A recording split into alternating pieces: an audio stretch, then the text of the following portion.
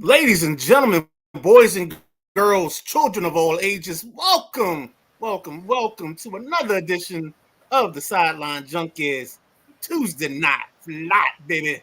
Coming to you live and direct from everywhere in parts unknown and parts really known. It's a little thing, again, we call the Tuesday night flight. We recap over the weekend. We get you caught up. It is I, the Midnight Rider. He's the big guy, KG. That's the boss B. Welcome to the Sideline Junkies Podcast Network, folks. Go ahead, KG. As the Midnight Rider said, it's the Tuesday night flight. Welcome, everyone. Welcome. Everyone's. The gentleman Jack is on special assignment tonight. Don't get used to it because the gentleman Jack does not do special assignment. But he is on special assignment tonight. He will return shortly. So don't get too sad. He'll be back soon. Welcome, as the Midnight Rider said, Tuesday night flight. Man, first and foremost, how y'all feeling? Good, man. Really good. Feeling decent. I ain't gonna give you a good. I'm decent. Ooh. I'm a little upset, little perturbed, little hurt. So let's go ahead and get to it. World Series update. The we just gonna hit that. We just gonna hit that first, huh? Yep. Okay. The 27-time world champion. No, don't put that in front of it. Don't put that in front of it. No. Nope. I'm not gonna let you do that. I am not gonna let you build them up. The Yankees that are currently down to the LA Dodgers 3-0. They're down 3-0 tonight at 8 o'clock. Matter of fact, the game should have started already, 8:08. Oh, Tony's at bat. Top of the first. There is no tomorrow for the Yankees. Win this game, and maybe there's a tomorrow, but there is no tomorrow for the Yankees. Man, Midnight Rider, help me make sense of it, man. What can they do? There's a little thing you do when you take both your hands, you put them together. You say, "Dear Lord, please help us at this time of our need." That's what you need right now, brother. Oh, you need an intervention. Maybe you need to call Noah Brown, see if you got any more miracles in his back pocket. We'll get into that later. But yeah. Look, this is tough. I mean, Judge isn't hitting. It's tough. Tough watch. Wrong time to go cold, man. It really is, and it's just the Dodgers are just proving to be the better team. And do the Yankees have a desperation win in them? I think they do. For the payroll that they paying, they should. Hopefully, some bats can get hot tonight and they get that win. But I just don't see. I really thought this was going to go 6 or 7 games. I thought this was going to be a back and forth. One lineup hot one night, the other one's hot the other night type thing. It just ain't panning out that way. I think the Yankees probably still won, but I just don't see a scenario where the Dodgers lose 3 straight games. Totally agree. I don't see a scenario where the Yankees still won. You had a chance for 3 in New York. I don't see where they still won at all. So we shall see. Somebody's getting a kick out of this. And if I was near him right now, I'd give him a kick square in the pants. So hold on. So the Cowboys, Dak Prescott's signature scent is misconnections. We have to have a signature scent for the Yankees. Autumn Wood. What is the signature scent for the Yankees? Mookie Betts must have got a hit because he's doing that little dance they do. Uh-oh. Let's see what this goes. Oh, that's down the line. That's 2. He taking 2 on this for sure. Can we call it corked?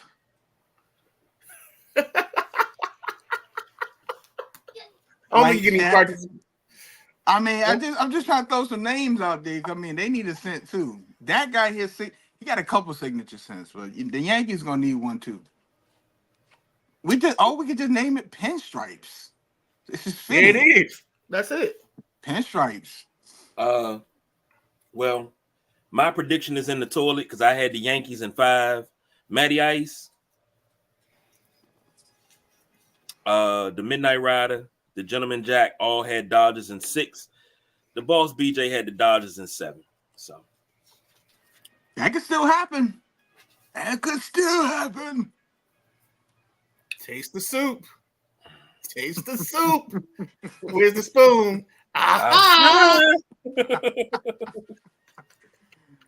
Oh man. Oh man. All right. Now that we got the World Series update out of the way, 7 WNBA coaches have been fired. And I think that's got to be some sort of record. Come on, Freddie. Come on, Freddie. Let's go. Okay. Sorry. what happened? Freddie Freeman just goes yard. Really? Yes, sir. Again. Yes, sir. Yes, sir. Ooh. Again. What's the score? 2-0. Nothing. What inning are we in? First. Okay, So the score's been It's still- 2-0 at the end of each of the last 2 nights of the first inning, and it's been the same thing. Freddie Freeman taking something down the line, baby. Is that if they win the World Series, is that your MVP? Yes. He has to be. Okay. I just want to make sure. I'm not a baseball guy, so I keep hearing his name. I see some things, so I just want to get the panel take on it. That's all. I think if I'm right, this is his 6th straight game with a home run. In the postseason? Period? Yeah. Man. Yeah, he's on fire, man. He's Dude, he's in that zone, man. The ball's coming down there and it slows up. He can hear his heartbeat, can't hear the crowd. Oh, he sees the stitches. He Yep. can see, whatever the name of the baseball is, if it's like Spalding or whatever, like He can he's see it. reading it. He's like SPAL, and the Did ball I- is still in did the I leave sticks. SPA, did I leave the iron on? No, I couldn't have left the iron on. Even if I did, the checkout or whatever, the guy that boom yard, baby. What's that? They do that little dance where they do their arms like this. Man. Oh boy! I was going All to say something, but I better not say anything because if I say anything, it's not going to turn out right and we'll be banned for life. I'm gonna keep it professional. Midnight Rider. If the Yankees lose this series, right? If they So the stat is, this is his 6th straight World Series game with a home run. So he had a series in 2021, and then he has this series. So he's got a total of 6 games now where he's hit a home run in each. That's the new record. Wow. What was I going to ask? If the Yankees lose this series, what do they need to address in the offseason? Because we thought they had the bats, and that's not working out. What needs to happen for the Yankees? I mean, they made it to the World Series. So something for me, it just seems like it needs to be a tweak somewhere. You made it to the World Series. You're the best in the AL. What needs to be tweaked? The only thing I would worry about is Baltimore actually learning how to win games. That's if I'm the Yankees. And Cleveland. Now I can't forget the Guardians. And I think that's something you have to worry about when you miss opportunities like that. The other teams figuring out what they need to do, and then you're behind them. Well, I think the Yankees' problem is they just got to find the right set of pitches. They keep bringing in guys, but some of them have decent years, but they either don't play well in the playoffs. I mean, they actually had a decent run this time. It's just, I think the Dodgers just been too hot. Yeah. Isn't that crazy? Ohtani's probably gonna get a World Series ring. It's his first year on the Dodgers. I'm What just if trying he to bet- figure out. What to expect? I wonder if he bet that. There you go. Now you in my. Now we thinking the same, B. Did he bet Freddie? Did he put one on? Put some money on himself, World Series MVP, Freddie Freeman. Did he put it Dodgers in 5, Dodgers. You know what I'm saying? I mean, because we got apps that mirror Wall Street. I mean, not Wall Street, but the Congress trading on Wall Street. We need apps that mirror the athlete, so we can figure out how to get some of these parlays locked up. That's all I'm saying. I think the Dodgers aren't pitching the regular pitcher that like. I think they're pitching their bullpen. I'm Now, sorry, that's the KG. thing. We supposed to be on 7 WNBA coaches fired. He wanted to get off the World Series as quick as you touch the stove on accident. He wanted to get off the World Series. That's why it came on. It came on hot, smoking hot, jumping out the pot. He wanted to get off of it and get to 7 WNBA coaches fired. So Well, I'm surprised the Freddie Freeman number was what it was. That's what I was doing during the intro. I was trying to like get my live parlay in because I knew I was taking him to get a home run. okay. I'm just trying to figure out the other legs of it. So yeah, I took Soto and Stanton to hit home runs. I would have done the same. Because I would have actually took a prop if they had one for Aaron Judge to go 0-for. They probably do. And then the other one I would have probably taken is the only other guy I think would hit a home run tonight for the Dodgers would be Kike Hernandez, just because it's that type of night where he would just shine bright in a big moment. He has this thing, like I told y'all, he's like the holidays. All year long, you see the days go by, and then that one time a year, mostly the World Series or the playoffs, Kike Hernandez comes out and plays. But let's get off of baseball. Let's get off of this because I feel like we're doing too much, man. What's that say? I feel for you, KG. I do. Sucks watching your team get smacked. It does.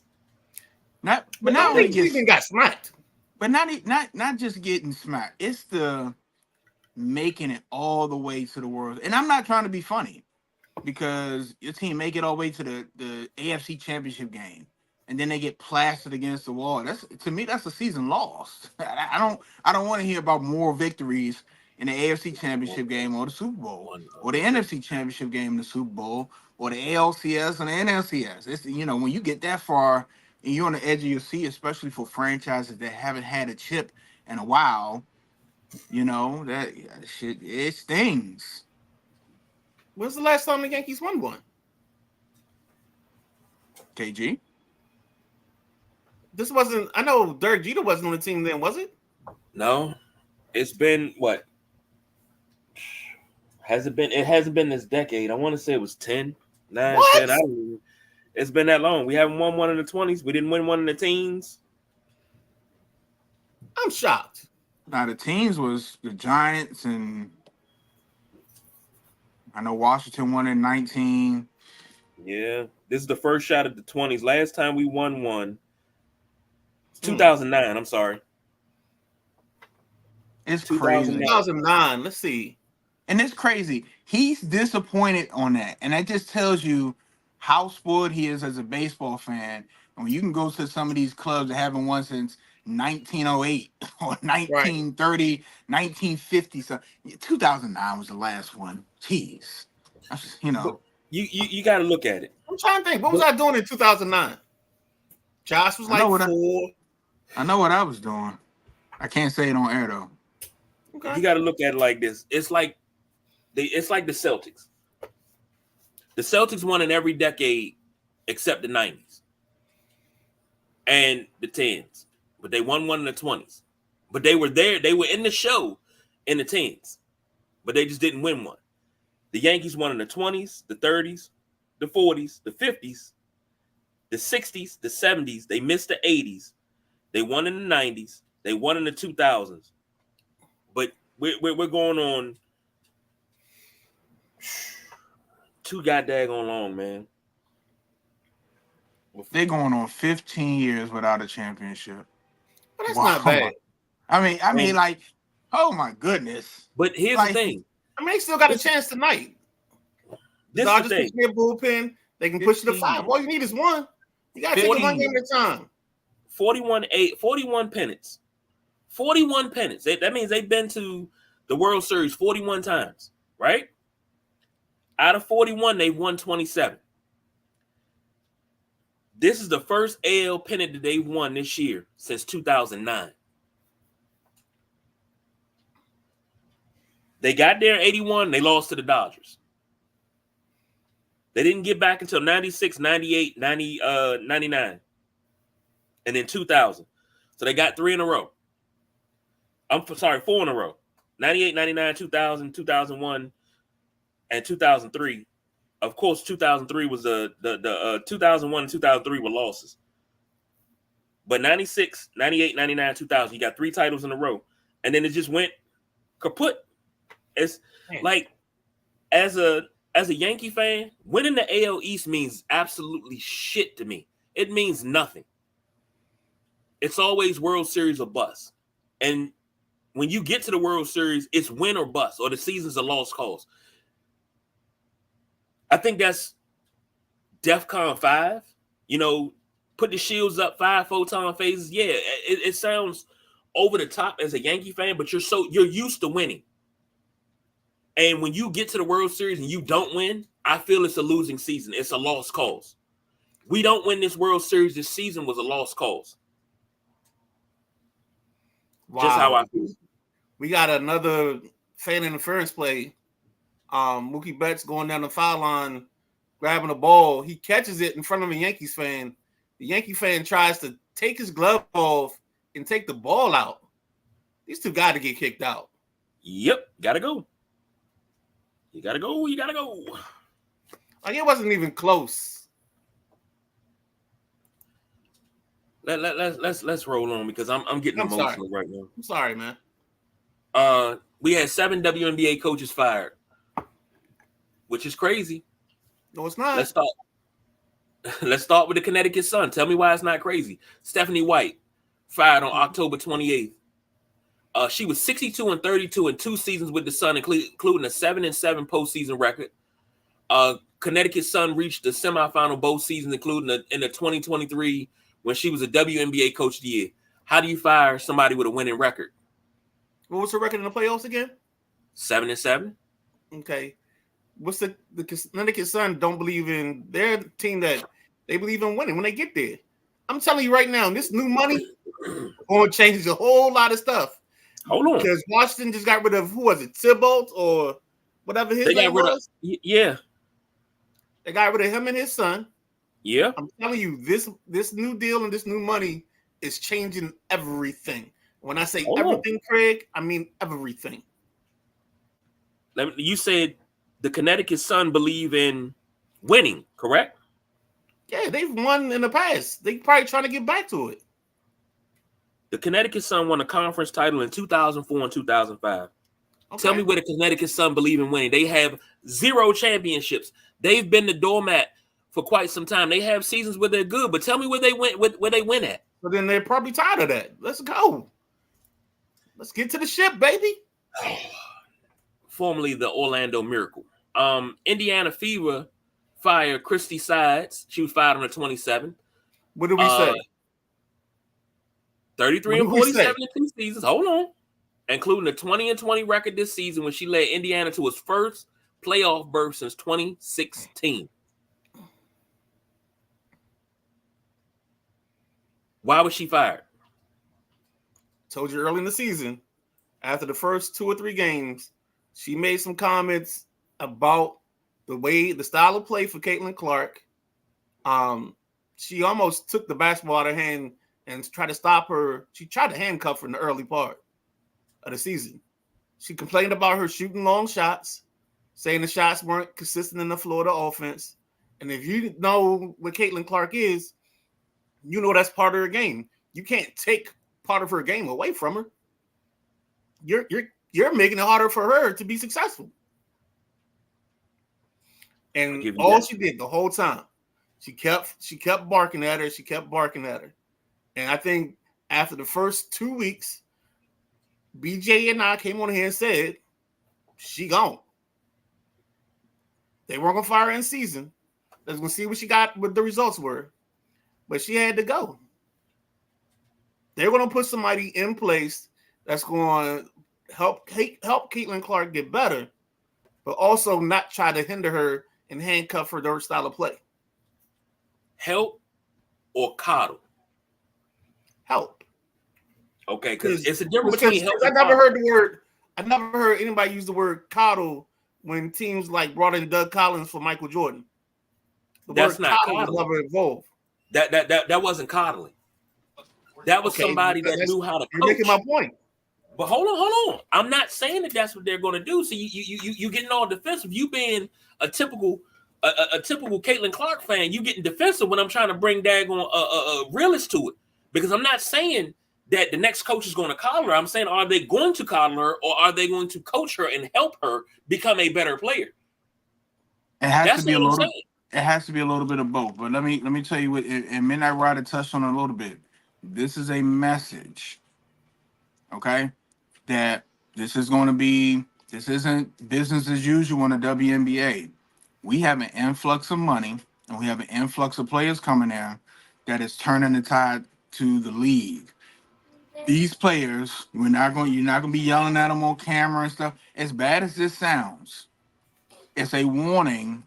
Hey, whatever it was is not anymore. Back off. Let's get this money. Let's get everything together. And we want our superstars treated a certain way. We want people that, hold on a second, Brian. We want our people that's going to be on camera all the time. Caitlin Clark, Angel Reese, Asia Wilson, all these. We want them treated a certain way. So if you can't do that, we're going to find somebody else that can. You can always find somebody else that can. We're stepping up the level of coaching in this league. So here's my thing.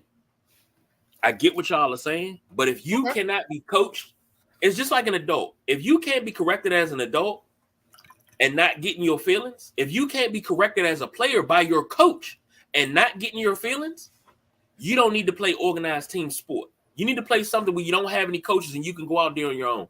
Because if you telling me that these coaches are being relieved of their duties, not because they can't coach, but because they're quick to pull a Patrick Ewing. Have you practiced that shot? When did you practice that shot? I've never seen you practice that shot. Don't take that shot because you've never practiced that shot. That's not your bag. That's not your shot. You can't compare them. You can't compare them. This is not. I keep saying this is not the WNBA of yesteryear. It's not. It's coaching. Period. This is turning into the NBA where if you just won a championship in Milwaukee, you can get fired because all of a sudden now, you're not getting through to the players. This is what it's about now. Yes, we need good coaching. Yes, we need strategy. We need you to get everything out. But at the same time, you're not going to be in the media throwing the players under the bus. Especially not Caitlin Clark. You can't with her now. She's unfortunately become the untouchable in the league. And I know that's what a lot of people hate because it's her rookie season. It is what it is. She's brought life to the league. It is call a spade a spade. I don't think any coach should throw their players under the bus. I think that's Bush League. I think that's terrible coaching. Never throw your players under the bus. I've always been told as a coach, in times of turmoil, you protect your players and you take the bullets. In time of elation and wins and things, you give the credit to your players. You build your players up. Say, coach, you coach such a great game. No. The players executed well. If they wouldn't have executed like this, we wouldn't have never won. So if we wouldn't have never got the win if they would have never executed because they did it the correct way. That's the way it's supposed to be. But if you cannot be coached, you don't need to be in the league. I'm sorry. Matty Ice said coaching in general today is different. Yeah, I agree. We talked about this. I want to say it was last week we talked about this. The way we were coached, you can't talk to me like I can't talk to Xavier on the sidelines the way I was talked to. I can't get in his face forehead to forehead and ask him, where's your brain? I should kick you in your ass and give you brain damage. That's what I should do. I can't say that. Well, I can say that to him, but you don't expect a coach to say that. But if he had a coach like that, that's the coach I'm supporting. Because number one, my children are used to that. But everybody doesn't raise their kids the same way. I think what you're taking this as is we're saying that she should have came out. She should have hugged Caitlin Clark, got her some orange slices. We're not saying that. What I'm saying is early on, when I watched this coach and this player interact, I saw tension the whole time. I saw tension in the first week of the season. I saw it the last week of the season. I knew that she wasn't staying around point blank, period. And it's not a disrespect to her ability as a coach. It was just oil and water, and they just didn't mix. So you think that she didn't have the respect for her coming in the door? I think she wanted to be different, and she thought she could challenge. I think she thought she could change her to make her fit her. And sometimes the biggest thing as a coach is sometimes you have to change your style to fit your players. BJ?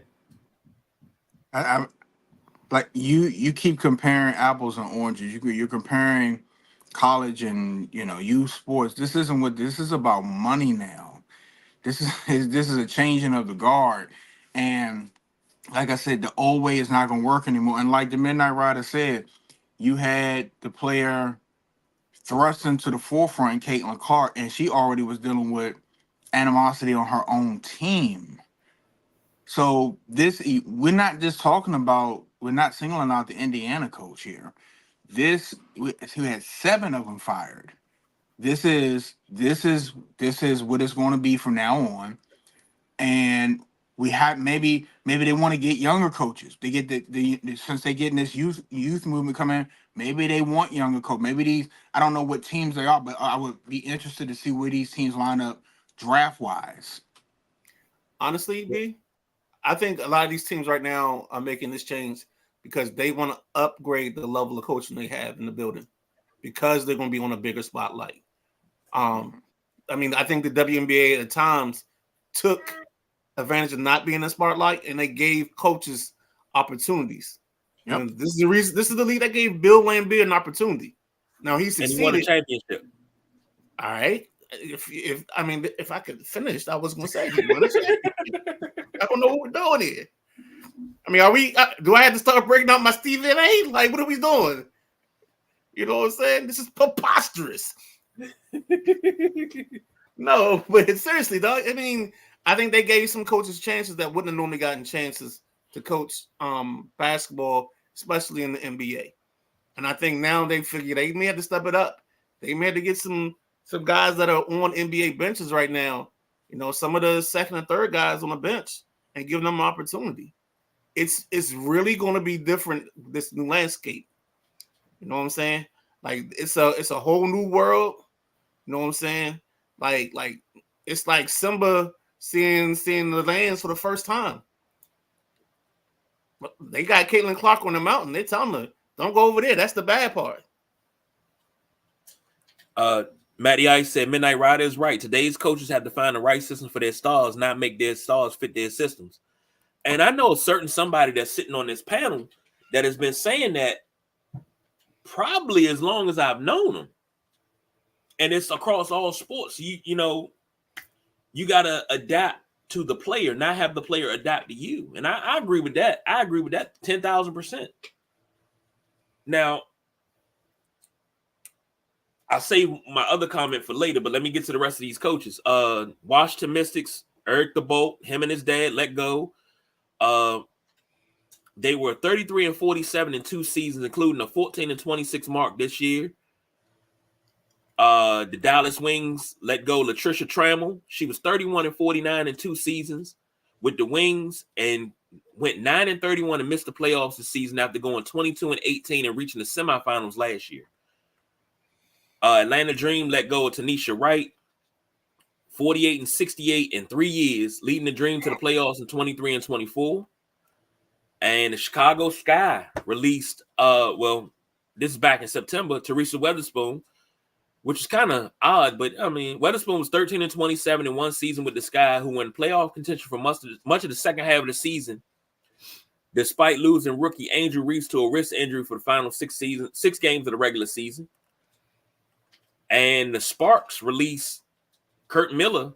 Miller was 25-55 in 2 seasons with the Sparks, who were a league worst 8-32 this summer, enduring a series of injuries, including to rookie Cameron Brink. Cameron Brink tore an ACL, correct? Right. Now, of all these coaches, yes, because I heard a common theme. Like most of those coaches that got fired were all mostly under 500. I think the Connecticut Sun was the only one that you said that only had one that was over 500. Yeah, that had a winning record. Yeah, so here we go. We answered the question right there. Yeah. Now, Teresa Weatherspoon, I was kind of baffled behind that because I'm like, okay, you got Spoon. Spoon is a Hall of Famer. Spoon's one of the greatest players to ever lace them up in the WNBA. And one season, 13-27, not great. Better than some, but not great. You fire a coach after one season, but then you have other coaches that, 3 seasons and they can't get it done. Not even any attempt. But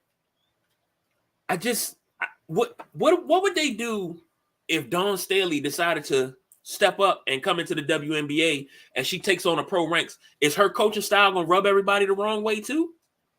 They better drug test her first to make sure she's sane, because ain't no way she should leave the sidelines of South Carolina to come to the WNBA. I'm speaking hypothetically. That should be the first thing that happens. You know for a fact, with that money they giving her, and she over the women's Olympic basketball team, she got a lot going for her. She got too much, and she still got another Nike deal. Nah, but I'm just saying, if it did happen, would her coaching style present a problem to the WNBA? No, because she's a great coach. She would change. She would adapt. That's what great coaches do. They adapt to what they get. And then if you got great front office, they pair that coach with the type of players they need and vice versa. That's what it is. If you get Dawn Staley, whatever her coaching style, her philosophy is, you have to be have a realistic GM to know that, okay, we don't have that in this team. This is going to take 3 years, 3 seasons. Can make a couple trades here and there, but then that's where the greatness of Dawn Staley would come in, and she would adapt her coaching style to what she needs, what needs to be on the court, play to the strengths, hide the weaknesses. That's the basics. Okay. And then back to your love for Witherspoon, I told you right after this happened, there was a level of toxicity in that locker room and in that thing. And I'm guaranteeing you ownership decided to cut the stink off at the head, so that way they can try to make better ways and fix it so they don't go in the next year with the same problem. Yeah, because that level of toxicity was in the media is why one of the younger players asked for a trade because they felt that they weren't being treated correctly in Chicago. So Matty Ice coming in with an Ovi update. Ovi has 2 goals tonight, makes 4 for the year. Current pace is 41, right at the record. Love it. I would love to see Ovi break that. But we'll keep an eye on these WNBA coaches, see who else gets the axe. Number 1, number 2. If I apply for one of these jobs and I actually get it, would you gentlemen want to be on my staff? Guaranteed money. Nah, I'm good. I got a job. Okay. Midnight Rider? Depends on the pay, man. You know I'm going to pay you, right? Oh, Maybe Xavier you wants to be on my staff, of course. Xavier wants to be head trainer. And lastly, that little comment you made about Doug Collins and Colin and MJ, no. Stop it. I'm not going to take debate and I'm not going to go into a diatribe, so stop it. What pay are you talking about? I just said it was never considered Catalan. Because moving right along to some NFL notes. I'm not going to do this with you tonight. What are you doing? I don't know what you're accusing me of here. Nope, not doing it. We moving on. Okay. Moving on. Put a pin in it. That's what we'll do. Put a pin in it. Yeah. Couple of NFL notes. Stephon Diggs out for the season, torn ACL. I asked a question, which is not question of the night. That's for later on. Does this make the Texans better or worse? I think for the Texans, it's a thing of they're going to be in a hole for a couple of weeks, so they got to get by. So you should see the young kid from Alabama, John Mechie, get some opportunity. You got to get somebody to step up. They just got to hold the fort down so they can get Nico Collins back. This is why when you go out early and you get a good early season start to your season, it's paramount for moments like this where you're going to have a week where you may not have one of your studs or one of your dogs. So, you either got to steal a win or you got to take that win on the chin until you get into a better situation. It's all about opportunity. And what this team has to do is now take the opportunity. Hopefully somebody steps up. And if they don't, you gotta take your punches and then just keep fighting.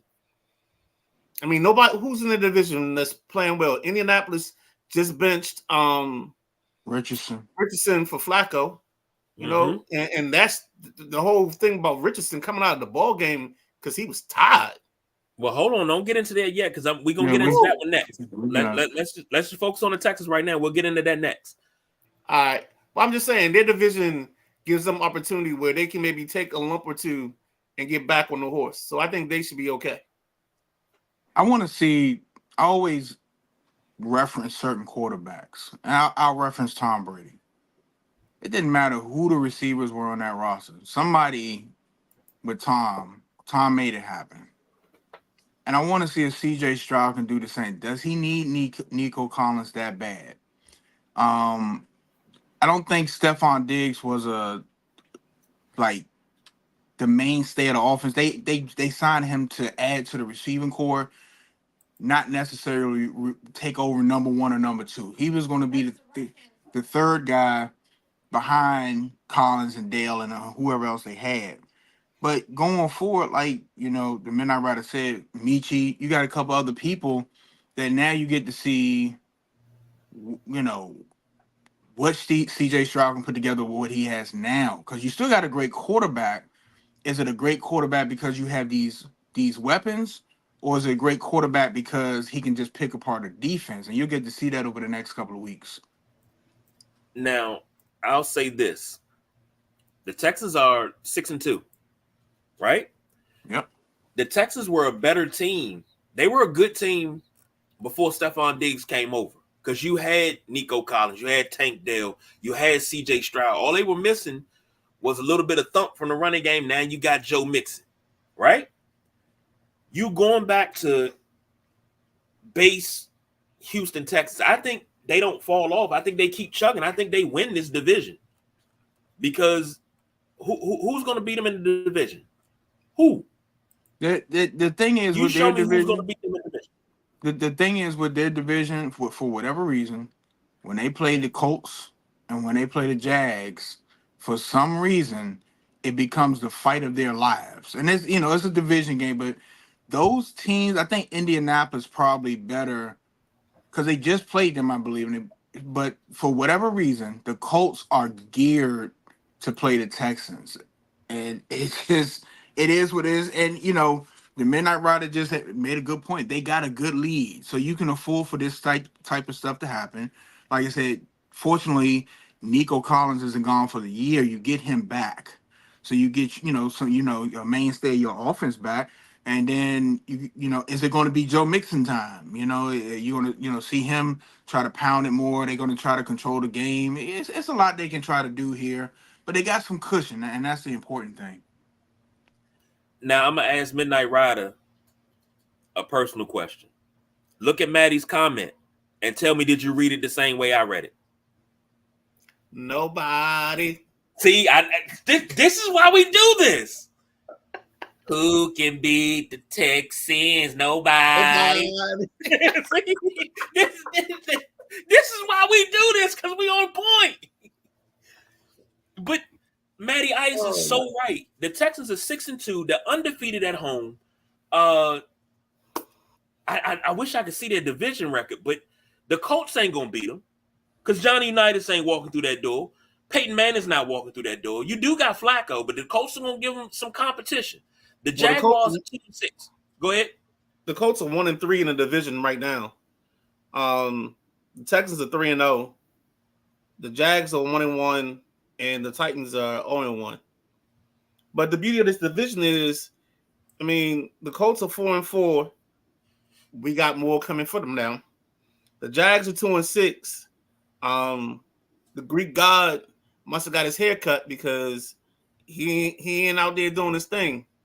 Or whatever the Greek gods struggle with. Kryptonite, looking Medusa in the eyes, whatever you want to call it. Man, if we start looking at some of these divisions, it's gonna be interesting getting down the stretch. See, I thought about something. This is just off subject, but you do realize Medusa was the sexiest woman in the world, right? She's the sexiest woman in history. Sounds good to me. I mean, you do realize that one look at her and you're hard. Alrighty. That was the most dad setup in the world.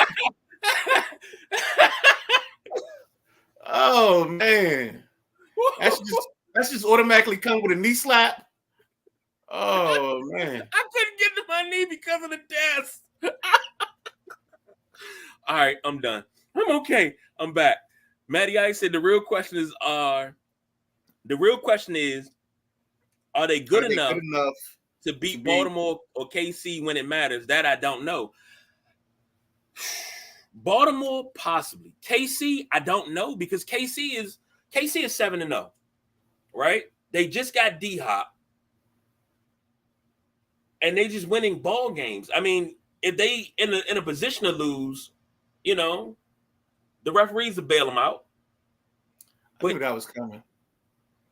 I'm not letting that go. If Jack was here, he'd tell me let it go. I can't let it go. If Jack, you watching, I'm not letting that go, buddy. Not doing it. But sticking in, hold on real quick, and then maybe add Pittsburgh in too. Pittsburgh looked good against the Giants. Let me see Pittsburgh play against the Ravens like that. Let me see them play against the Bengals like that. Maybe even the Browns with Jameis Winston playing because the Browns look really good with Jameis at the helm. I just want to say that. But sticking in the South, as far as NFL notes, it was mentioned before, Anthony Richardson coming out of the game in the third quarter on Sunday because he was tired. I tired, boss. Man, now, Ryder, you already started. I want you to finish your thought. Well, first before that, because he just brought up something else I was thinking about. The state of Mississippi ain't worried about you. Meet ecological. Oh man. Yankees almost had a play. And I don't mean this to be taking a shot at you, Kay. Ball hit the deep center. It hits the top of the wall, but it was in the air so long that the guy couldn't advance. So now you got second and third with the top of the lineup coming up. So Gleyber Torres, Juan Soto. I think Verdugo's next. Yeah. So you got Verdugo, and then you get the top of the lineup, and it's only one out. Sorry for the interruption. Good. Flacco starting that quarterback because Anthony Richardson literally tapped the side of his helmet and said, "I'm tired." And I don't know, man. I don't know what this dude think it is. Like you ain't at the club. This ain't a club game. You're not on campus at Florida. You know what I'm saying, playing on the yard, and you can just tap your helmet. I mean, you can tap the side of your head, or somebody else can come in and play quarterback for you, or you could just be permanent quarterback. I mean, I don't know what he was expecting in this moment, man. This is when I saw it and I heard it, I was like, nah. Maybe he got, his shoe was not tied. Like he had to put his shoe back on. He got hit in the groin. Like something else had to happen. It wasn't just eyes tied, boss. But that's what it was. And I'm telling you now, they might as well go ahead and draft another quarterback. I mean, the guy's got all the sensational talent in the world, but I mean, what veteran is gonna want to be in the fight with him? Yep. He said. I'm gonna go play devil's advocate here. This is all great to kill his kid and go on him for tapping. He's tired, whatever. If he doesn't tap, right? If he doesn't tap, he goes to the next play. We have a DeMar Hamlin situation on the field. Then we're on here singing the blues with the violin and the trumpets and stuff, and everybody's in the media talking about, man, if he was tired, he should have just came out. Anthony Richardson, the problem is he did it the wrong way, because the guys have been doing it the right way for years. He should have came up limp, should have hurled over in pain, hopped off to the sideline. He just don't know the game. That's what it is, because the players do it all the time. When they're gassed, hunched over, they go to a knee. We see it all the time. And then they come back in. They might go to the locker room. They might have to take a shit real quick. You know, it's hey, it happens. That bean burrito got to come out. Or what was the article? The 80,000 what was it? 80,000 Uncrustables, 800 whatever that Uncrustable, that jelly and that peanut butter ain't mixed, and you got to go to the locker room real quick. But what I'm saying is we can't play both sides. If something happened, then he should have came out. He just went about it the wrong way. He should have just got up, hit one of these real quick, went to the sideline, just be like, yeah, I just twisted it real quick. They would have took him out of play. He'd have been back in. We not talking about this if he do it like that. And it's done all the time. So he plays quarterback. He plays quarterback. Yeah, he plays quarterback. So all you do is this next play, when the call comes in, you call the screen. You get the ball out your hand. Or take the play clock down, run the ball, something. Take the delay. Take the delay. But that's what I'm saying. He just don't know the game. He could have just faked he could have took the delay, but like, yeah, we couldn't get on the same page. Called the timeout, whatever it was. I like that thought process, because this is a kid coming into the league, played 13 games of quarterback. So here's a guy who doesn't have some of the raw natural experiences that you would get by playing quarterback. Here's a guy who may not get the things or understand the nuances of the position where you can control and do certain things to make things work. Now, let me tell you, here's a guy that he's got a situation where he can control everything. He goes in, he calls the wrong play, timeout burn. I get some more air. I got another minute to catch my breath. Or while we're in the huddle, you just tell one of the guys, like, look, we're going to run a screen here. I'm getting the ball out, because I think it was like 3rd and 20. So it wasn't even a play that it was going to be a throwaway. Like, that's the part. Now here's a guy that I know somebody on this panel shouldn't have a problem with what he did. I mean, somebody already talked, and it's only 3 of us. So if it's okay for his guy to take a selfie, it's okay for this guy to tap his helmet. That's all I'm going to say. Limousine riding. But this man right here know how to stir a pot, boy. Good. It was me. It was me. Them beans coming out. No. It was me. It was Floyd, and it was 50. I don't know what happened. What did he say? Fuck me for? Like, dog, what the for real? Hot sauce on my burrito, baby. Let me go ahead, KG. Taking a selfie and tapping your helmet to come out of the game because you're tired in the middle of the game, 2 separate different things. I'll say it again. Dwayne Haskins, rest in peace, my guy. He took a selfie after he won his first NFL start. The game wasn't over. Time out. He might as well tap this helmet. Time out. He was on the sideline after he threw a game-winning touchdown. The defense went out there and had been getting shit on all day, stood tall and got the ball back. What's your job as a quarterback? You should be into the game at all times, because you never know. You're the leader. You're the leader of the team. So let me ask you this: If Anthony Richardson, worst case scenario. He goes out and he passes out. Is that okay? Look, I'm not. I know what you're trying to get at, but I'm not trying to get to that part of it because I don't think it's it's realistic. It is. It's very realistic, but I think this is more of a I'm immature thing, and I don't know the landscape. Thank you. But whose fault is that? Because you just laid out, here's a guy that only has 13 games on his. Right. Whose fault? If that's the case, this is an organizational failure at the Colts level because somebody should be sitting down with this kid from day one to help him in and out. One of KG's favorite people, quarterback coach. He know who I'm talking about. There's people you can go get to help this kid along. You can call Matt Ryan. He's sitting on the CBS. Call Matt Ryan. You got the right guy. You got Flacco sitting behind him. Okay, but hold on. I'm gonna take a page out of Tannehill book.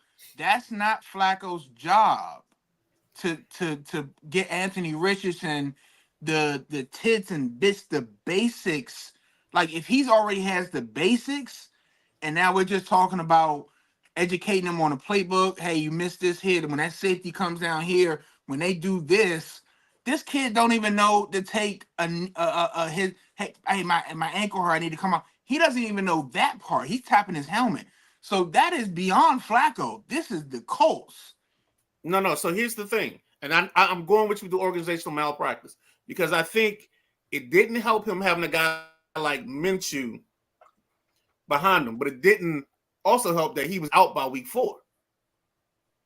Like he misses a whole year of opportunity to get experience because he decides to run into a linebacker or run into somebody with his shoulder and messes up his shoulder. So like even if he doesn't do that, let's say he plays the whole season, at some point he's going to do something like this because he don't have those intangibles. He has the physical ability, but he don't have the basics, the basic intangible. So at some point in the season, he's going to do something immature or childish. It just got pushed off because he was hurt last year. I totally agree. All right, let's get to a couple of comments real quick. Jack Wagner said in the, on another comment thread that the Texans were one of the deepest team in the league. He said, I don't see anybody in the AFC beating Kansas City with DeAndre Hopkins. I don't know if D-Hop makes that much impact. Yeah, they didn't need D-Hop for that. Nah, they already winning games, and they're 7-0. They're already pulling things out of their right. They're trying new formations. They're bored now. Yeah, like they're waiting for the AFC Championship. That's what they're waiting for. That you pencil them in. They're waiting for the AFC Championship to see if who's coming to Kansas City, whether it's Baltimore, whether it's Buffalo. Nah, I'm not gonna say Buffalo. Whether it's Baltimore, Houston, Buffalo, Pittsburgh, Houston, who's coming to Arrowhead, so we can show y'all. We can put all this together and send y'all home. All our mishaps during the season, we're gonna put it all together. We're gonna put a perfect game together, and we're gonna send y'all home. You know, send y'all packing. We're going to Super Bowl. Like the teams are just so far behind Kansas City right now. They like I said, when you're trying new formations and you got Mahomes line up as an eye, like what that just as a Buffalo fan, it's just like I haven't packed the season up, but when I saw that, I was like, yeah, maybe next year. No, I think they're in the spot right now where they have to do things to make it entertaining and have some fun because, yeah, when you won 2 championships and you on your third, like the third one's the hard one to get. You know what I'm saying? Like you got to figure it out. The motivation ain't the same. Yeah, but they having here's the issue.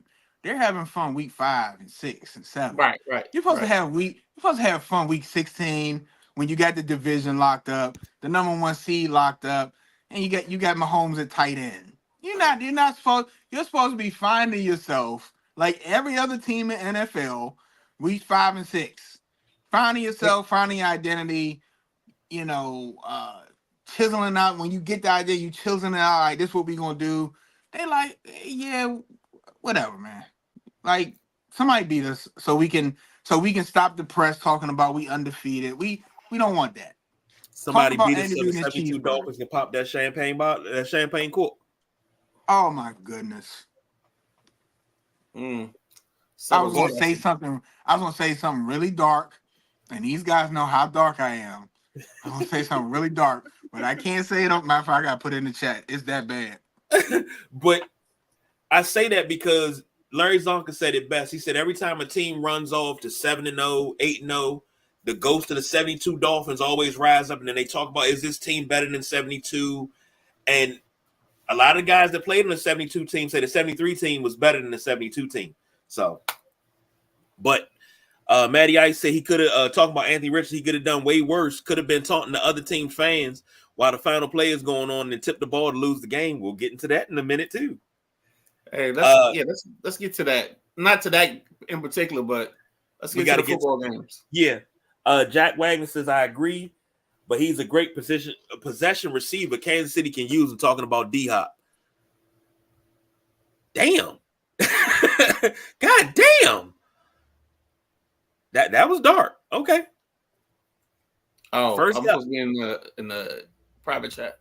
Yeah. First up, you got Niners 30, Cowboys 24. This game, man. This game, whew, Lord, have mercy. Cowboys lose another one. Trayvon Diggs went off on a reporter after that game about something he said on X. Dak Prescott, 25 of 38, 243, 2 touchdowns and 2 picks. Ezekiel Elliott, 10 carries, 34 yards and a touchdown. CeeDee Lamb, 13 receptions, 146, 2 tutties. Brock Purdy, 18 of 26, 260 on the touchdown. Isaac Garindo? Yep, Garindo. 14 carries, 85 yards, and 1 touchdown. George Kittle, 6 receptions, 128 and 1 touchdown. We had a Blue Magic guarantee in this game, and I don't think we hit it. Jordan Mason, 150 yards. He got hurt. Touchdowns. Yeah, only 6 carries, 18 yards. So the Blue Magic guarantee did not come forward on this one. I'll say this. This game was a trap game. This is a trap game, and the Cowboys fell into the trap. Some things happened after the game that I'm not going to get into, but I really want to, but I'm not going to. But, gentlemen, let's start with the boss, BJ. Your thoughts on this game? Just real quick, the Cowboys, it's over for the Cowboys. I don't know what's the next step, but this is a cooked team. They've completely lost faith in Dak. They have no running game whatsoever. And you just got off to a Niners team that basically is running a mash unit. So it's over for the Cowboys. There is no trying to come back and salvage the season. This is going to go. Unfortunately, we talk about all the time really good GMs rebuilding on the fly, where you might have a 13, 14 win season, go down to a 10, 11, 9, you might make the wild card, but you're retooling on the fly. This is going to have to be a complete rebuild, top to bottom. That's all I got. This is over. This is over. Put the hat in the closet, clean the boots off one more time, put the boots in the closet. When you could do a little dramatic thing if you got a walk-in closet, when you walking out, just turn around and look at it one last time and then hit the light switch and then close the door and don't watch no more football for the rest of the season. It's over. I'd have to disagree with you, man, just because I don't believe that they'll turn it around, but we're just at week 8. If you guys ever watch it's called the Red Zone channel. If you ever watch the Red Zone channel, when you get to a certain point, they have a thing where he calls it the witching hour. And I think we're at what's called the witching hour. This is where seasons either get saved or they tumble down the hill like Jack and Jill. So I think that's where we are right now. We're at a point. This is the make or break. Teams they're in a stretch where they got about 4 or 5 games that the beginning part of the season kind of like prepares us, and I think November starts making us tell the truth. It's like truth serum. You know what I'm saying? It starts telling you who is who ain't it, and then once you start doing that, that's where the problem lies. Is where are we at in that? Depending on how and depending on the person is how quick you get the true serum. I think you got the true serum for the Cowboys. They're showing you who they are. The same issues week in and week out since week 1. They're doing the same things. And like I said, you're not playing a 49ers team that's loaded. They're missing pieces. That should have been a W for the Dallas Cowboys. You shouldn't. They put 30 on them. But I missing said pieces on offense. But no, I mean, like I said in the pre-show, when we was talking on Sunday, I just think that the way the Niners are built, it doesn't make sense. I mean, you got to think about Isaac Guerrero, rookie running back. Kid, I think last year he's playing running back and safety for Stanford, if memory serves me correctly. This kid he was just one of the toughest guys in the draft. And it was basically the position he was going to play was going to be based on the team that drafted him. And he got drafted by San Fran. So we already knew he was going to play running back. And then, boom, you just add – it's like instant Kool-Aid, or, you add the sugar and you add the running back, and then, boom, you know what I'm saying? You're good to go. PB&J and the Kool-Aid. You know what I'm saying? I'll say this. The Cowboys, when you say overhaul top to bottom, that means front office needs to go. That means coaching staff needs to go. Everything needs to go. Everything must go. Maybe even you. That's pretty much how it rolls. It's not going to happen. No, because you know why? Because one, Jerry Jones is stubborn as fuck. And I will say that he is stubborn. He's so entrenched in his ways. And don't get me wrong, I get it, but he doesn't want to look towards the future. He think, oh yeah, we're still a Super Bowl contender. No, you're not. A couple of comments real quick. I got that schedule for you too, BJ. Okay, cool. This is our year. No, it's not, is what Xavier said. Jack Wagner says, I agree. Cowboys are done for the season. I hate to admit it. It's my team, but we suck. Fact, start over, complete rebuild. And that's the main problem. Jerry Jones must go. And Jack's not the only one in the fan base saying that Jerry Jones must go. Next up on Sunday, they go to Atlanta, got the Falcons. Loss. They got the Eagles on the 10th. Loss. Monday night, they got the Texans on the 18th. Loss. They got the Commanders on the 24th. They might win that one just because. I'm not even be fun, but we're already at 3 losses.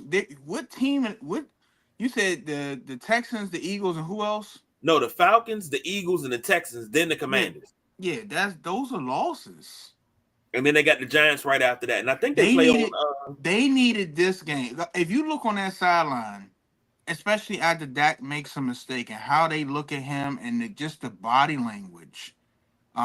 Just like when we talked about the body language when, Deshaun Watson was getting hit around, they didn't really care to go get him up. You can look at the body language on that team and just they don't have faith in Dak Prescott anymore.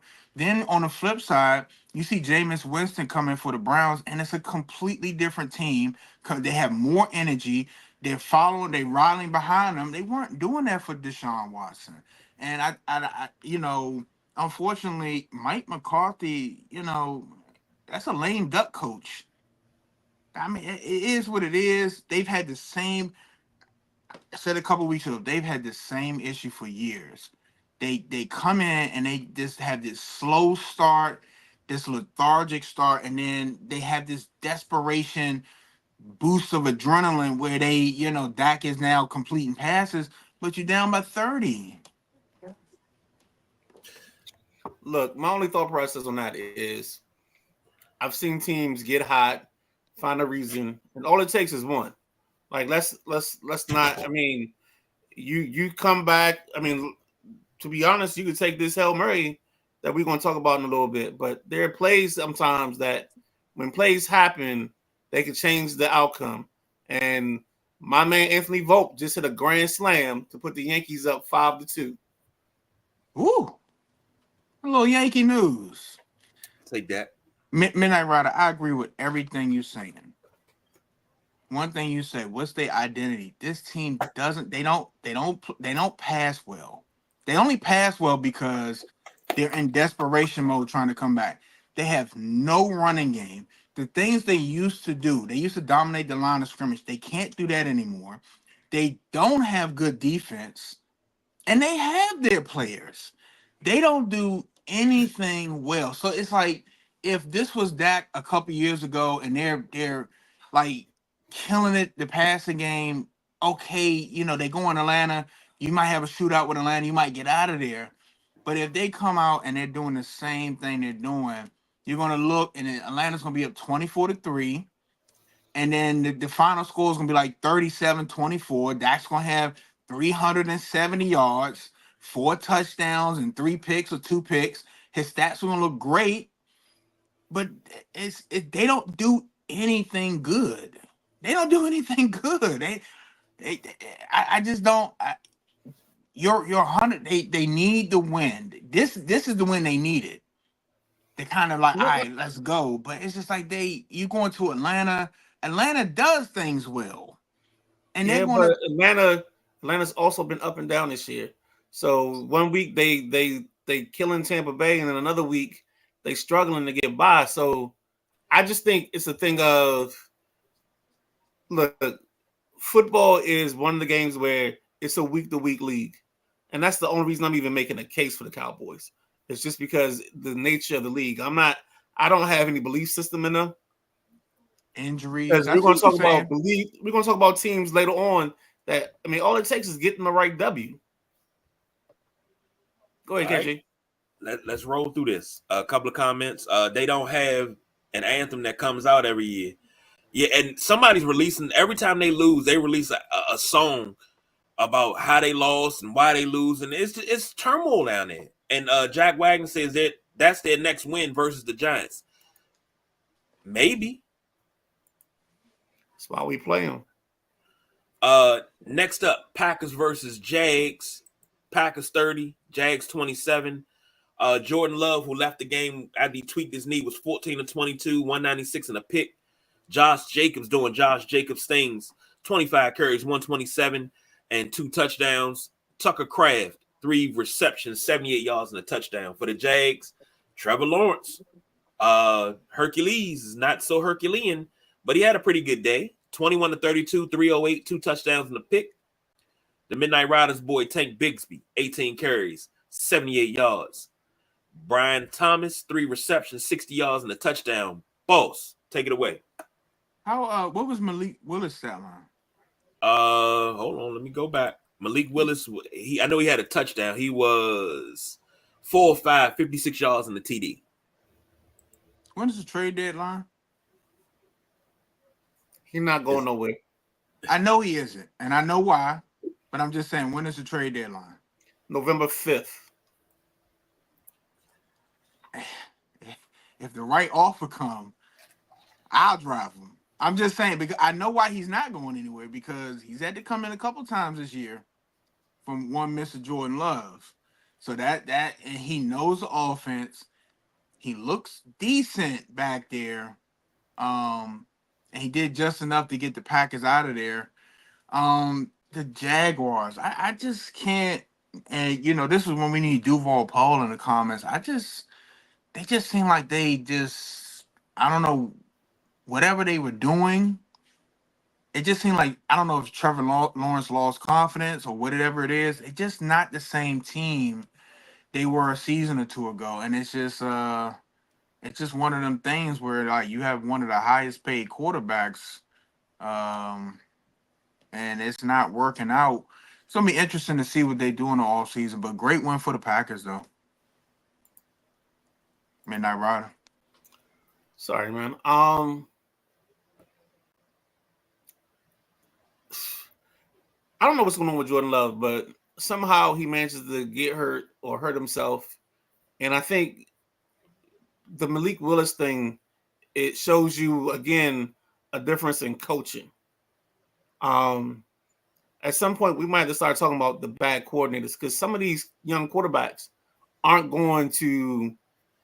It's not an ability thing; it's also a coaching thing, and they're not being coached up right. They're being handcuffed by coaches. They're being put in situations where, again, the coach isn't matching the philosophy up to what they do well, and I think you see players struggle. And maybe Malik Willis had a better chance at being a quarterback than I thought, but I doubt that because his stat line is 4 of 5 and 56 yards. But the Packers do enough to hide him throughout the course of the game, so he's a suitable backup, and he can get you through that game that you need him to play 2 quarters. They do enough to cover up for whatever his ailments are, because you don't put that on his plate. I think Josh Jacobs rushed for 2 touchdowns and 100+ yards in this ball game.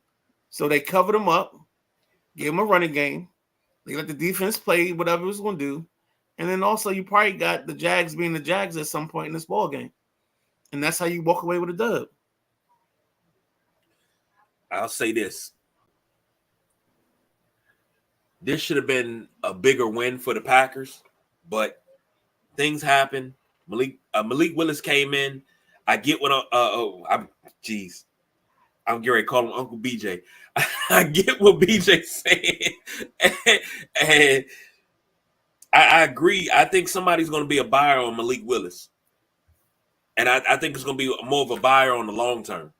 So, what long term? Because like I said before, when we were talking Malik Willis and everybody was so ready to throw the kid in the trash heap, and I was like, give him a chance. You got to have a coordinator to give him a chance. And LaFleur, I think it's going to be. I'm sorry to cut you off. It's going to have to. They're going to have to throw something. It's going to be a team in desperation. And I want to go back to what the Midnight Rider was saying about the Cowboys, because anything will happen. And I was saying injuries also. Injuries are big. Something can happen, and if you throw the right package, anybody can go. I'm just saying, anybody can leave. You throw the right package, anybody can go. KG, I'm sorry to cut you off. No, I'm just saying, Matt LaFleur was here with RG3 and Kirk. LaFleur was at Notre Dame with Everett Golston, Ian Book, and those guys. He's pretty good with quarterbacks, and quarterbacks that have flaws that need to be hidden. He's pretty good at hiding their flaws.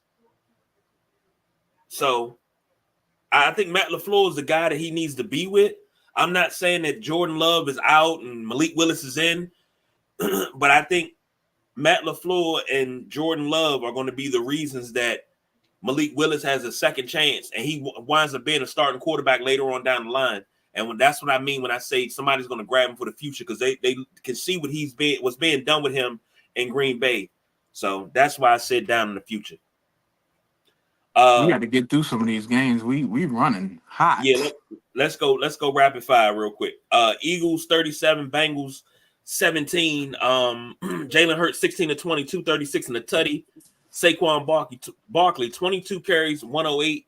Devontae Smith 6 catches, 85 yards and a touchdown. Joe Burrow 26 to 37, 234, 1 touchdown, 1 interception. Chase Brown 12 carries, 32 yards, and Mike Gesicki 7 catches, 73 yards. Gentlemen, thoughts on this game quickly? Real quick, I thought the Bengals would make more of a game with it, but the Eagles rolled them. I think it was real simple.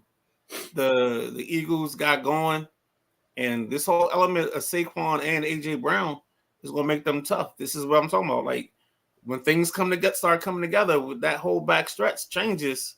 You know what I'm saying? There are teams that are starting to get players back because they were out early, and then now you got the whole thing back together again. You know what I'm saying? It's like that Rubik's Cube that KG was talking about. So now we got the Rubik's Cube to formulate and matriculate. Boom, there you go. but the Eagles gonna be dangerous. This was close early, and then they got out of hand. So, congrats to the Eagles. Boss BJ's Bills 31, Seahawks 10, Josh Allen 24, 34, 283, 2 touchdowns and a pick. James Cook 17 carries, 111 yards, 2 touchdowns. I believe it's safe to say that the Bills have found themselves a good running game now. Khalil Shakir, 9 catches, 107.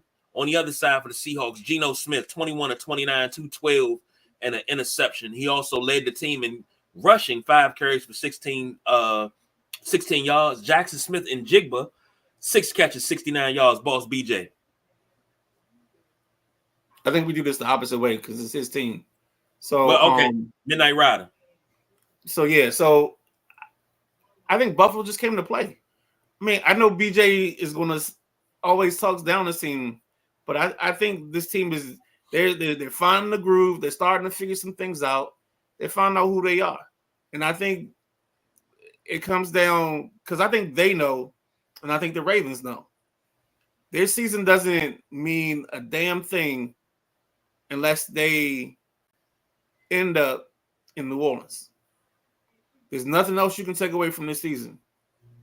But I think they're starting to find some pieces. I saw Keon Coleman get a touchdown. So now you're starting to work him a little bit more. I think Dalton Kincaid had a touchdown. Was it Kincaid? Let me double check. Kincaid? I thought it was one of their tight ends that had a touchdown. Yeah, one of them did. I can't remember which one. It might have been Kincaid. Let me double check. I got it up right here. I know he had a nice little stat line. Yeah, it was Dalton Kincaid. Dalton Kincaid had 4 catches for 31 yards. Yeah, so I think what Buffalo's starting to do is they're starting to trust the running game. I think it started even more. What was it last week where they had the kid from Kentucky? I think his name is Ray Davis, the young running back that came in, the rookie. You know, you're starting to put some things together because now you can put a kid like Davis with Cook because both of them, they're not the biggest guys, but now you can start getting some running game off of those two, and you don't have to force one of them into 25 carries. You can sit them nicely at that 17 to 18 carry mark. You know what I'm saying? You might get them 20, 25 touches, but you don't have to get them 20 to 25 carries. Leave it to the Buffalo Bills to go get Amari Cooper. And then you trade for Amari Cooper. He has two or three targets for one catch, maybe, I think it is. And then find the groove with the receivers and the tight ends and the running backs you already had. Only the Buffalo Bills can do that, ladies and gentlemen. Here's the issue, right? If you're dealing with professional teams, it seems like, and it's not seem like, it is, that Josh Allen and Khalil Shakir have this connection. When he's not in the lineup, you see the offense is in shambles. That is a dangerous little precedent right there, because if you can't get that connection with the other receivers, then it's going to be easy to shut this team down. And to go get Amari Cooper for him only to have one catch. And they did their thing in Seattle. This is the most impressive thing I saw. Seattle is known for their 12th man and their crowd. And Buffalo went in there and took the Bills Mafia, went into Seattle and took that over. Geno Smith said it felt like they were on the road at times. We're talking about Seattle, a notoriously loud stadium. So I would give kudos to Bills Mafia for that. I'm still I'm just like with Dalton Kincaid. I just don't understand why you go get a tight end in the first round if he's not going to be the focal point of the offense. The offense should be going through Kincaid, then going to everybody else. If you go get a tight end in the first round, he shouldn't have 3 catches and 4 catches. You don't draft a blocking tight end in the first. You draft a tight end that's dynamic, and I have an issue with that. So that it's things they still need to fix. Was the win impressive? It was, because I thought they were going to go there, and I thought they were going to do a Sean McDermott, come out flat, come out without a game plan, and wiggle their way, and Josh Allen's going to come to the sideline, do like this, and they won't go get the gold box with his cape in it and be like, please save us. I thought that's what was going to happen. They came and played a good game. I saw the stat line, because I didn't get to watch all the game, and I'm like, they just did their thing with the receivers they already had. And Amari Cooper, this is the second week. We said it earlier in the show, and we'll get off of this because I know we gotta get out of here. You shouldn't have to wait for Amari Cooper to learn the playbook. You should be asking Amari Cooper what he wants to do. What do you want to do? But here's the thing. He's been in the league for 100 years. You go watch what he does, and you go call those plays for him. You adjust to him, and it just seemed like right now they're not adjusting to him being Amari Cooper. You went to go get him to be Amari Cooper, not to fit into the Buffalo offense. So hopefully we see some of that next week. They play the Dolphins next week, and I think Tua's coming back for the Dolphins. So that's in Buffalo. Tua was back this week. Was he? Yeah. Oh shit. Yeah, okay. He did play this week. He did. Okay. I only watch the Dolphins when they play ball. I don't care about I'm letting people know. I don't care the Dolphins. I don't care about the Dolphins. When I'm looking at the schedule, I don't even put wins next to the Dolphins. I don't care about the Dolphins. When they come to Buffalo, I want my tuna fish 3 different ways. That's all I care about. I don't. And as Commander fans, y'all gonna get like that. I don't care about the Dolphins at all. They are no threat to the Buffalo Bills. When they come to Buffalo next week, hopefully Tua can stay in the game. But I that's all I'm gonna say. We gotta move on. Matty Ice said this one surprised me a bit. Not that Buffalo wins, but how easily they did. And Buffalo took care of business. Last but not least, probably the most exciting game of Sunday, the Washington Commanders played against the so good Chicago Bears and won 18-15. Last second Hail Mary, Jaden Daniels put it on the money. Caleb Williams, 10-24, 131. DeAndre Swift, 18 carries, 129 and a touchdown. Rome Aduzier, 3 catches, 41 yards. On the other side, Jaden Daniels, 21-38, 326 and a touchdown, which was the game winner. B-Rob, 16 carries, 65 yards, 5 catches for Terry McLaurin, 125. Midnight Ride. Nope. Am I going first? Boss BJ's going first. Let me go first. Y'all know I always do what ifs. The Commanders, this game should have been over. This game should have been over. 3 field goals early. This game should have been over. They dropped some opportunities. But I'm not going to talk about that because you got the big guy KG and you got the Midnight Rider that's going to dig into the game and get to the Hail Murray. That's not what I'm going to talk about. I'm going to talk about living in this area for 43 years. And for the last 25 years, watching this team almost not matter at times. Watching primetime games of this team and they get annihilated at home, and being at some of those games where they got annihilated at home, and just that Charlie Brown Black Cloud walking with everybody out the stadium. Everybody want to give each other a hug. To see what it's turned to in just such a short time, where you go out now, everybody got their gear on. Proud. Not just got the gear on because I'm going to represent because this is my squad, but proudly got the gear on. And now you see younger generation with the gear on. You see under 10 with the gear on and wanting to represent the team. The Barstool had a thing where it was 3 or 4 people walking out with Jaden Daniels jerseys and with tags on them. It's that excitement that's coming back to this team in this area that you haven't seen since the RG3 season, since early 90s with the Super Bowl. There's a couple of instances, but this team seems legit. And I said, Midnight Rider, how many weeks ago did I say Commanders NFC East? Was that 4 weeks ago? About 4 weeks ago. I said, give me the Commanders in the NFC East because you can see it. And we messed up because we didn't place the bet. We didn't place the bet, and now it's not going to be a good bet now, of course. And here's the Yep. thing. Here's the thing. It's a couple people that's been on this team, and this team has done nothing but lose. John Allen, Deron Payne, and one, you got to get those guys out of it. But now it's a different.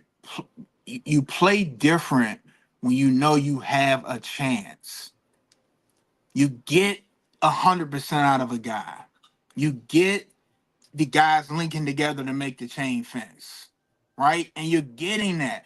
And I said it's going to take a couple of weeks. But Dan Quinn is going to make his adjustments, going to get some things going, and the defense is going to be okay. It might not be locked tight, but it's going to be okay. It's going to be serviceable. But when you got Jaden Daniels throwing for $3 and moving the offense, like I said, the Bears, get the Bears credit because they kept them out the end zone. The Commanders should have then put this game away, though.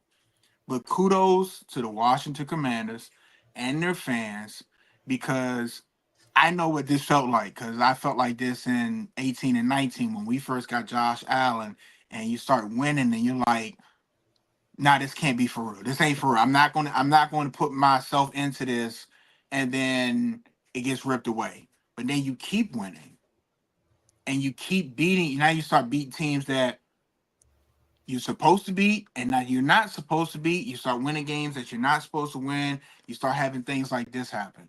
So I know where y'all are at. So with that being said, I'm gonna drop it on the Midnight Rider, and he could break down the game. And the big guy KG. You know, I don't even know if I need to do a game breakdown because I watched this game and I watched our defense play its best, have its best performance. I want to talk about Caleb Williams. I know we had Coach Basha on here, and I know he worked with the kid at the QB Factory. Shout out to Chris Basha and the QB Factory. But what I saw was a quarterback being held back by his offensive coordinator. Like that early games, the stuff that they were calling, it just never seemed like he wants to get Caleb in a rhythm early. Like he doesn't give him any good drive starters. And it's like they start from behind the sticks, and then the next thing you know, and part of this is because the Bears, you know, they're prone to a holding penalty here and there, prone to the to a false start. I think at one point in the game they converted a 3rd and 2, but they had a legal formation play, and then right after the legal formation, they had a false start. So it goes from 3rd and 2 to 3rd and 12. Like they're just not making winning football plays as a team, and they're also not setting their quarterback up for success. Although there were times that they could have used their running game to try to help get them started. They could have maybe given Caleb some easy completions because I think at one point in the third quarter, he was 5 of 12 for 39 yards. I mean, that's not no. Can I ask you this real quick? If you swap quarterbacks, if they took the opposite, would each team still be having the same season? Yes and no. I think if you're talking about Jaden in these terms of or his performance, I think he'd be doing it in spite of his coordinator. Honestly, I wanted to do a list tonight, but I knew we weren't gonna have time. But there are about 5 or 6 guys that just happen to be offensive coordinators just because they know the right people. It's not because they're good play callers. They do not set up their offense. They do not put their teams in good positions. They do not work for their strengths. And we just talked about it earlier. They want you to learn their plays and their way of thinking instead of getting into your players' heads and figuring out what it is. Because you spin this wheel, and I'm sorry to you spin this wheel, eventually everything lines up and you'll have plays where, oh, all y'all like this. And all this works to y'all strength. All y'all quick, all y'all do this, and they don't care. Hey, run this. Triple Y spider banana. Run this. Run it. The problem that Waldron has is he wasn't a play caller before. He gets the job, and I think he doesn't have an identity of his own. He's worked with Kyle. He's worked with Canellis in Seattle. He's worked with a bunch of people, and I think the problem he's doing right now is one of two things. He doesn't have the ability to create his own identity and style, or he's too busy trying to be what they are, and he doesn't know who he is as a play caller. Go ahead, KG. Unfortunately, a lot of people in the media said the Chicago Bears dominated this game for most of the game, which is an absolute lie. The Washington Commanders dominated this game for about 59 minutes and 35 seconds. And, you had to run. It was still 12-7. Then they made it 15-12. And I bullshit. I lied to you not. I had to catch myself there. I lied to you not. I heard music on that last play. Tariq Stevenson said he wasn't taunting the fans. He was, he wasn't telling fans go home. He was talking to Bears fan during the last play. And Matty Ice said that last play, wow. And I think I've seen so many edits of the last play. But would have been a perfect edit if they would have did it, and they would have did it Oliver Stone style. Any given Sunday, and then you pop up with this. Chapter 7, verses 16 and 17. Yes, sir. They shall hunger no more, neither shall they thirst anymore. Preach, preacher. For God shall wipe away. Come on, you with me, Midnight Rider. From their eyes. Yes, sir. Get ready. And as that ball just coming out. All right, you guys stop playing the joint, dog. We can't. Come on. You're trying to get us canceled. Get us canceled. Get us canceled. You know what I mean? You know what I meant. Yeah. Trying to get the joint muted. What? It's not gonna get muted. You know why? Because YouTube is great and merciful. He about to get the whole show taken down. But I gotta really give it to Dan Quinn and the coaching staff, because they came up with a great game plan, and that embrace between Dan Quinn and Adam Peters was everything. Everything. Somebody said 30 years of Dan, almost nearly 30 years of Dan, and we've never got that type of excitement, and you've never got that joy between a coach and somebody in the front office. That means something. And they said this is no longer GM and head coach. This is family. And I was like, that's what's been missing in DC. We've been missing that family aspect. And that brings me to, quickly, the question of the night. What was louder? RG3's run against Minnesota, or that Hail Mary touchdown catch on Sunday night? When was FedEx louder? RG3. I think it's that catch. I think because the catch that was catch louder. happened in a. The I think stadium RG3's wasn't even full. Did y'all see the top of the stadium? The stadium wasn't even full. No, the top. What you talking about? That's where the cover seats are. There were no. I don't think they had those seats in the RG3. That's what I'm saying. They had more people in there. You had I think that pop. The way that pop. Actually, this isn't really a great question. I'm not saying it from a standpoint of KG asking a bad question. It's hard to quantify this because these pops are those reserve pops where I call these 9-month games. In 9 months, you're gonna have some babies and they're gonna be here because this game. Some people done went and did some strange and didn't do the things they were supposed to protect themselves. And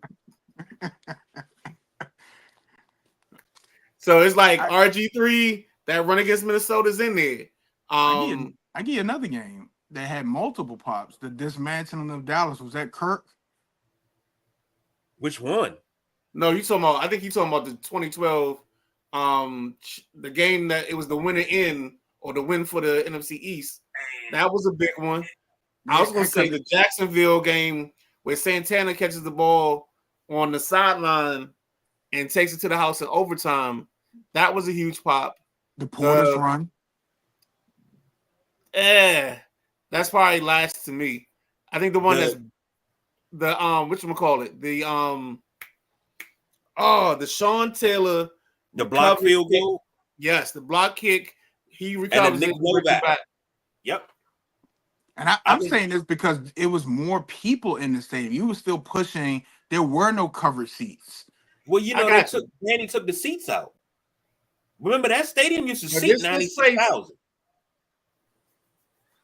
I just think there's something about this place in this moment. I say it every Sunday morning when I come on. Like, it's different. Like, people, you go past people. Like, my coworker every Monday, we go. He meets. There's like a thing where we get, where we all kind of meet up at. And every Monday he comes over and he shakes his head. He's like, I don't know what this feeling is. It's like what was it this week? He was like, it's like somebody took the cloud, and this is a great thing. It's like somebody took the dark cloud that was over the stadium and just moved it, and like now we're just finally seeing the sunshine, and we don't even know what this is like. Like, we don't even know what it's like to have the sun on our bodies. You know what I'm saying? Are you talking about? We live in the dark lands, and now somehow they moved us over there with Simba and them. You know what I'm saying? We was Timon and Pumbaa. Now we in the land where all the sun is, the vegetables are fruitful, and all this stuff. But I just want to know: are you talking about when Friday morning when you meet up at the water cooler and you're talking about a certain show, Friday Junior? Are you talking about that water cooler meetup? Yes, sir. Okay, I just want to know. And everybody's saying Thursday night throwdown. Yeah. We had to get that in there. Yeah, you did. Gotta wrap this ish up, B. We had to wrap this up 38 minutes ago. Oh my God. We went well over. So we did overtime tonight, fellas. Great show. Thank you everybody that joined us. Xavier, Jack Wagner, Matty Ice. Appreciate the comments. Everybody, make sure you like, subscribe, ring that bell on Instagram, YouTube, and TikTok. Make sure you run up them numbers on TikTok. So for the Boss BJ, the Midnight Rider, the Gentleman Jack is on special assignment. I'm the big guy KG. We don't do no overtime, y'all, but we did it tonight. Just for you, baby. Just for you. We are out of here.